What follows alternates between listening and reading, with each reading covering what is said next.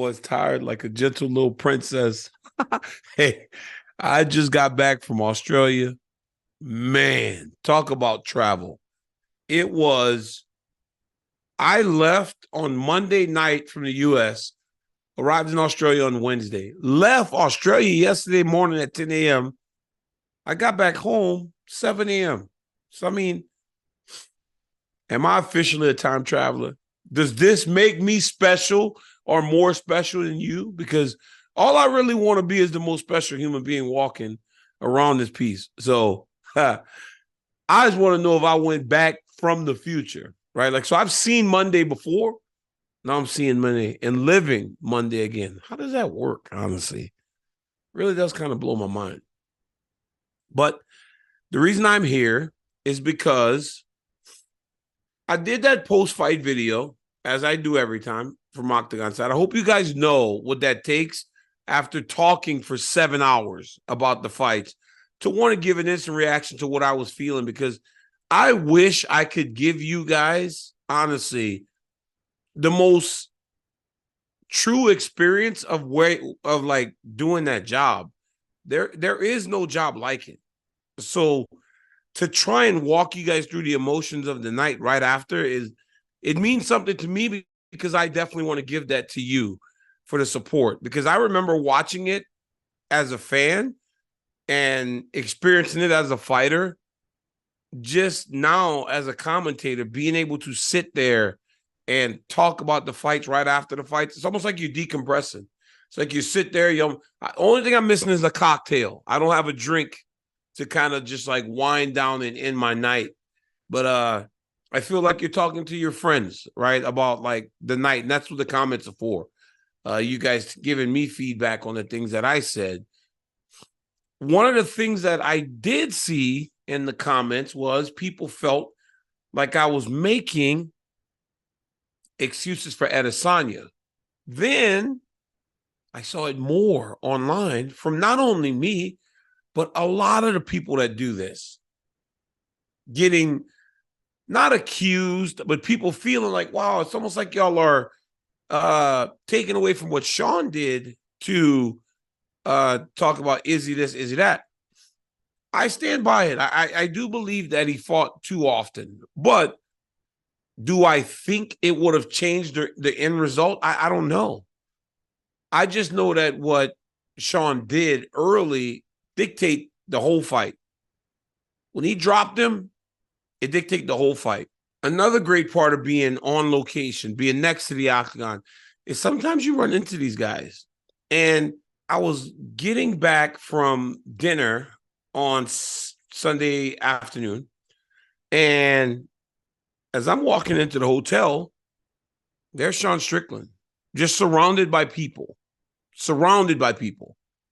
not in his room, not hiding, not celebrating with just his family and friends.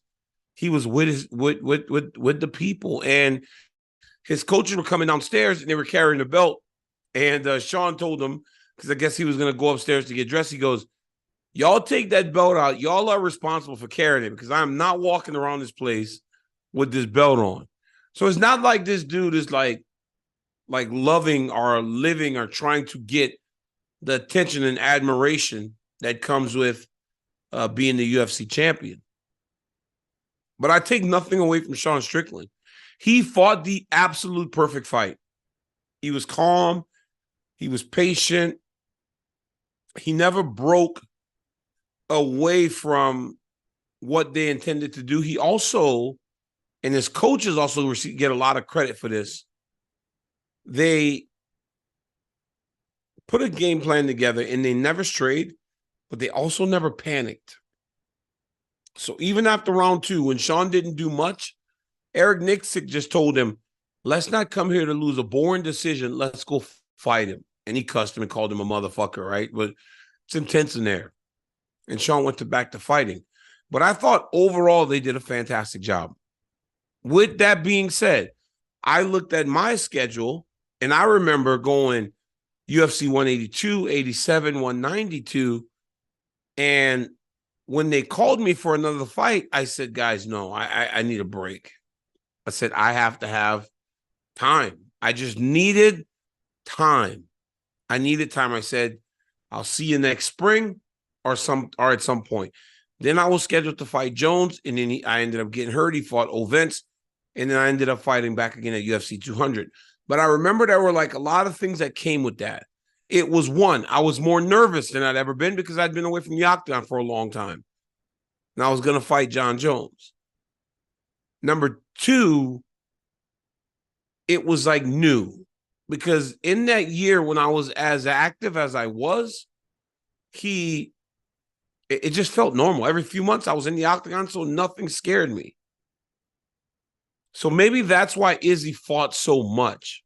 But when you carry that heavy workload, you do feel how taxing it is, especially after a hard one. Because no matter what you say, he might have knocked out Alex Pereira, but Alex was winning that fight. He had Izzy hurt bad. He was kicking him in the calf. He was beating up that leg. And I think the reason he got reckless was because he was kind of having his way with Adesanya. But that's not why he lost. He lost because, as he said, his own words, Sean was the better guy. And that's exactly what it was. Another thing, I talked to Sean Strickland. I ran into him on Sunday morning as we're getting ready to go to the airport. Sean Strickland, by the way, is a very early flyer. We didn't leave back to San Francisco until like 10 a.m.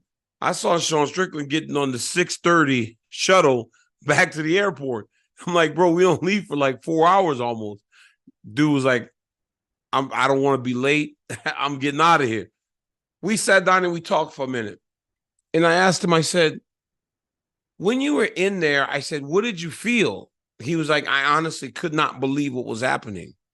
He couldn't believe what was happening. He couldn't grip what was happening because he was not only beating Adesanya, but he was beating Adesanya in a way that he couldn't even have anticipated.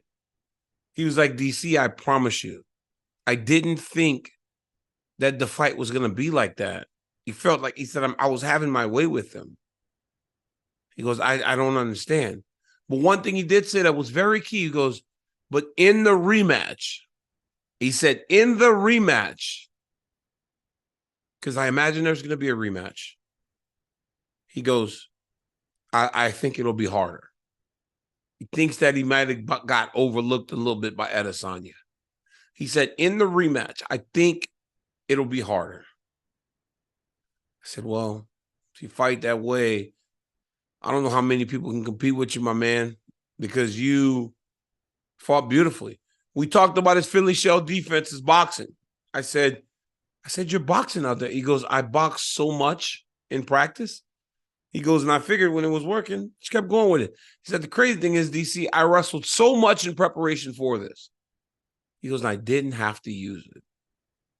If Sean Strickland has those abilities on the ground and we didn't see it, we may be starting to see a whole new type of contender or champion in this weight class.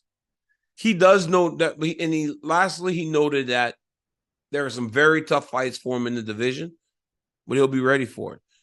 All in all, I don't think there's much more he could have done or better than what he did last Saturday night and Sunday morning in Sydney, Australia. Guys, today's video is brought to you by the Game Time app. The Game Time app is the worldwide leader of ticket purchases. No matter what you're trying to do, whether it's basketball, the NFL season is underway, our Saints are 1-0. Concerts, comedy shows, even UFC. Use the Game Time app. Like I told you guys, a few weeks ago, I was short a ticket. I used Game Time, and I got mine, and I saved money because I did use my promo code DCTV for $20 off your first purchase. Download the Game Time app today. Use my promo code DCTV to save money on your last-minute purchases. If that ain't enough, save more by using my promo code. Last thing I'll tell you about Sean, when we were leaving, he's walking through business class. Sean was heading back to the back. And he goes, I done walked past my seat. I said, get used to it, champ. Ain't no more economy seats for you when you're wearing that big gold belt. Now you fly first class, you fly with the best, and you get to sleep the entire time that you travel overseas. I also talked to Jared Cannonier in the airport. Jared Cannonier told me the weight was easy for him. He said it was hard because you don't know if you're going to fight or not.